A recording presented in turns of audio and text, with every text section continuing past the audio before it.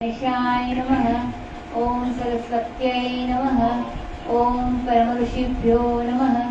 नारद भक्ति सूत्र स्वामी शिवानंदजी महाराज सूत्र 21। આપણે ગઈ વખતે જોયું હતું કે નારદજી પોતાની વ્યાખ્યા કહે છે, એમાં કહે છે કે પોતાના સર્વ કર્મો ભગવાનને અર્પણ કરવા અને ભગવાનના સ્મરણથી વિસ્મરણથી પરમ વ્યાકુળ થવું તે ભક્તિ છે. ભગવાનનું વિસ્મરણ થાય તો એમાં વ્યાકુળતા આવે તે ભક્તિ છે. હવે આજે એવા ભક્તોનું ઉદાહરણ આપે છે, યથા વ્રજ ગોપિકાનામ, જેવી કે વ્રજ ગોપિકાઓની ભક્તિ. જો કે મહાન ભક્તો જેવા કે શ્રી સુખદેવજી, ઉદ્ધવ, વાલ્મીકી અને અનેક મહાન ભક્તો થઈ ગયા હોવા છતાં નારદજી આ અભણ વ્રજ ગોપીઓને સર્વોચ્ચ ભક્તનું સ્થાન આપે છે. ગોપીઓના આ પ્રેમ તત્વોના પૂરેપૂરા યશોશ ગાન ગાવા કોણ સમર્થ છે? તેમણે તો તન, મન, ધન, લોક, પરલોક વગેરે સર્વસ્વ શ્રી કૃષ્ણને અર્પણ કરી દીધું છે. તેઓ તો દિન રાત શ્રી કૃષ્ણનું ચિંતન કરતી હતી અને ગદગદ વાણીએ તેમના ગુણગાન ગાતી હતી. ભગવાન શ્રી કૃષ્ણની પૂર્ણ પ્રાપ્તિ કરવા માટે તેઓએ કૌટુંબિક પ્રથા, માન અને પોતાના આરામની પણ દરકાર કરી ન હતી. શુદ્ધ દિવ્ય પ્રેમ સમાનતા લાવે છે. તે તો પ્રેમી અને પ્રિયતમ વચ્ચે અસમાનતા દૂર કરીને બંનેને એક સમાન બનાવી દે છે. એટલે છેલ્લે બંને એક જ બની જાય છે. ભક્તોમાં ગોપીઓ તો ઉત્તમ મણિ સમાન છે. શ્રી કૃષ્ણ પ્રત્યેના તેમના પ્રેમનું વર્ણન કરવા માટે કોણ સમર્થ છે? તેઓએ તો પોતાનું સર્વસ્વ શ્રી કૃષ્ણને અર્પણ કરી દીધું હતું. તેમની ભક્તિનું વર્ણન કરતા શ્રી કૃષ્ણ ભગવાન કહે છે, ન પારયેહમ નિરવત્ય સંયુનામ સ્વસાતુ કૃત્યમ વિબુધાયુષાપિવઃ યામા ભજન દુર્જરગેહ શૃંખલા સમૃચ્ચયત પ્રતિયાત્યુ સાધુના. ભાગવત પુરાણમાં 10મા અધ્યાયમાં છે, 32મા અધ્યાયમાં 22મો શ્લોક છે.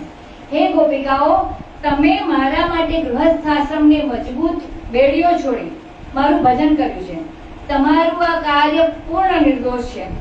દેવતાઓના આ પર્યંત મતલબ આયુ પર્યંત પણ હું તમારા ઉપકારનો બદલો આપી શકીશ નહીં. તો તમે મને તમારી ઉદારતાથી મને ઋણમુક્ત કરજો.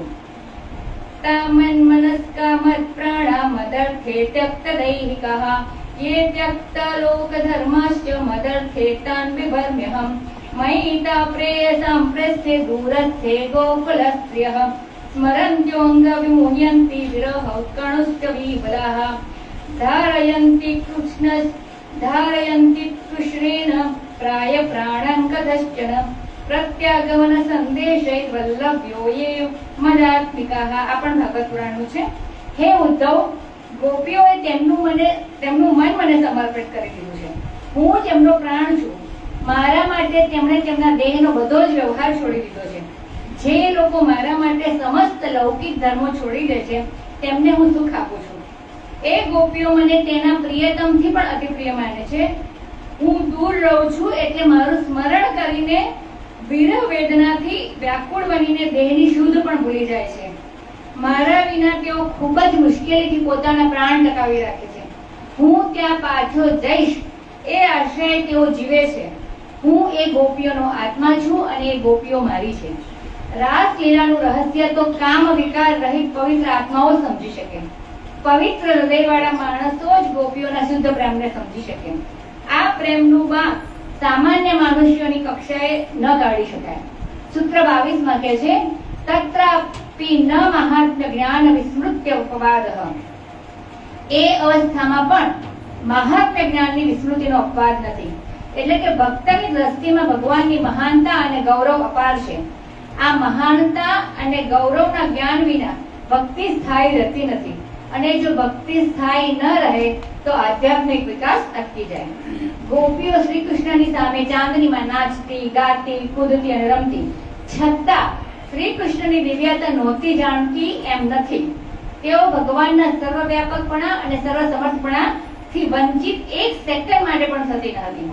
ગોપીઓ જાણતી હતી કે કૃષ્ણ ભગવાન વિશ્વનો પ્રાણ છે અને તેમનો આત્મા પણ તે જ છે. ગોપીઓ ચોક્કસપણે સમજતી હતી કે શ્રી કૃષ્ણ તો સાક્ષાત સચ્ચિદાનંદ સ્વરૂપ ઈશ્વરનો જ અવતાર છે. તેઓએ ભગવાન શ્રી કૃષ્ણને કહ્યું, વ્યક્તમ ભવાન વ્રજમયાંતિ હરો વિજાતો દેવો યથાવિ પુરુષસ્વલોક ગુપ્તા. દેવતાઓની રક્ષા કરનાર આપ આદિ પુરુષ પરમાત્મા પોતે જ બ્રજ મંડળનો ભય અને દુઃખ દૂર કરવા માટે જ અવતર્યા છો. સંસારી મનુષ્યોના હૃદય કામનાઓથી ભરપૂર હોય છે. તેઓએ ગોપીઓના દ્રષ્ટાંત પરથી પાઠ શીખવો જોઈએ.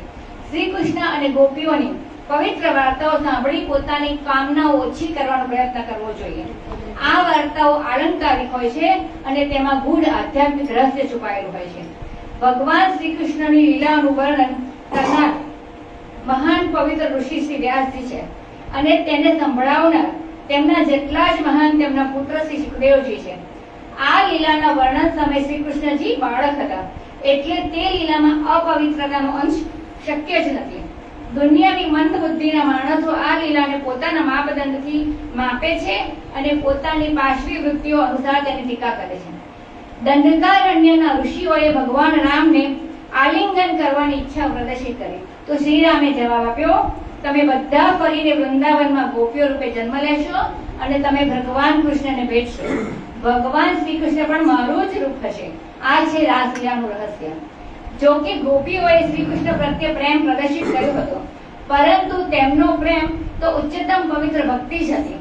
ગોપીઓ પૂર્ણતઃ નિષ્કામ હતી. તેમને એકબીજા વચ્ચે ઈર્ષ્યા ન હતી, કારણ કે તેમનો પ્રેમ પવિત્ર હતો. શ્રી કૃષ્ણની સેવા કરવામાં એ બધી સાથે મળીને કામ કરતી અને એમને એનો આનંદ મળતો. જો એમનો પ્રેમ સ્વાર્થપૂર્ણ હોત તો ગોપીઓ એકબીજા સાથે ઈર્ષ્યા કર્યા વિના રહી શકી ન હોત. માણસ શા માટે દુઃખી થાય છે? કારણ કે અવિદ્યા અથવા માયાના આવરણને લઈને માણસ ભગવાનને ભૂલી ગયો છે. જેના પર ભગવાનની કૃપા છે તે તો તેને એક ક્ષણ માટે ભૂલશે નહીં. શ્વાસે શ્વાસે ભગવાનને યાદ રાખવા માટે પ્રયત્ન કરો. તમારા ખિસ્સામાં ભગવદ ગીતા અને ગળામાં જપમાળા રાખો. ભક્તોનો સત્સંગ કરતા રહો. હંમેશ ભાગવત, રામાયણ અથવા તો ગીતાનું સ્વાધ્યાય ચાલુ રાખો. આમ કરશો તો તમે ભગવાનને ભૂલશો નહીં. તમારી પ્રવૃત્તિઓ ઓછી કરો. તમારો વ્યવહાર શુદ્ધ રાખો. તમારી જરૂરિયાતો ઓછી કરો. ઈચ્છાઓ મનમાં ઉદ્ભવે તે તરત જ તેનો નાશ કરો. ઈચ્છાઓને સંતોષવાનો પ્રયત્ન કદી કરશો નહીં. તહેવારોના દિવસે જપ વધારે કરો. વેકેશન દરમિયાન 4 લાખ મંત્ર જપનું અનુષ્ઠાન કરો. ભાગવતનો અખંડ પાઠ અથવા તો અખંડ કીર્તન 1 અઠવાડિયા સુધી કરો. આખું અઠવાડિયું દૂધ અને ફળ પર રહો અને તમે જાતે જ તમારા કપડાં ધોવાનું વ્રત લો. સંપૂર્ણ મૌન અને બ્રહ્મચર્ય પાળો. ઘરના બધા માણસોએ આ પ્રમાણે વર્તવું જોઈએ. આમ કરશો તો તમે ભગવાનને ભૂલશો નહીં. ભગવાન તો તમારી તદ્દન નજીક જ છે. આમ વર્તવાથી તમારું ઘર વૈકુંઠ બની જશે. ભગવાન કહે છે, નાહમ વસામિ વૈકુંઠે યોગીનામ હૃદયેન ચ મદ્ભક્તા યત્ર ગાયંતિ તત્ર તિષ્ઠામિ નારદ. હે નારદજી, હું નથી વૈકુંઠમાં રહેતો કે નથી યોગીઓના હૃદયમાં રહેતો, પરંતુ જ્યાં મારા ભક્તો કીર્તન કરે છે ત્યાં હું રહું છું. હરિ ઓમ.